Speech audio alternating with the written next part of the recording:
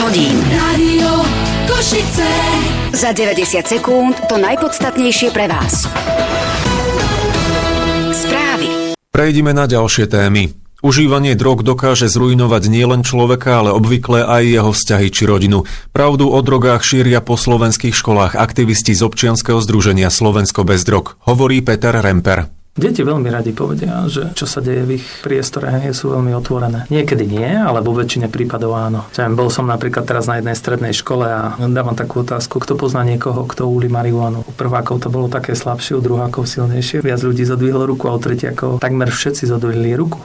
Aj keď mnohí obhajcovia marihuany tvrdia, že ide iba o neškodnú mäkkú drogu, odborníci však krútia hlavou.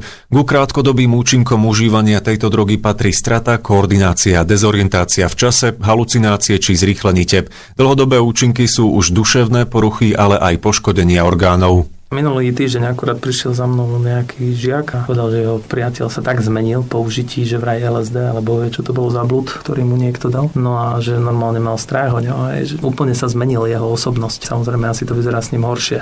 Akousi nájazdovou plochou k užívaniu tvrdých drog sú pre deti alkohol a cigarety. Tí ľudia, to je jedno, či sú dospelí, či sú deti, vo väčšine prípadov začnú skôr s cigaretami, s tými legálnymi, dostupnými. V podstate všade si viete kúpiť alkohol, hoci kde si kúpite cigarety, a keď nevie, tak váš starší kamoš. Je to pasca, ale veľmi kvalitne spravená. Posledný prieskum z roku 2012 ukázal, že skoro každý štvrtý žiak 2. stupňa základných škôl a každý tretí študent strednej školy už vyskúšal drogy.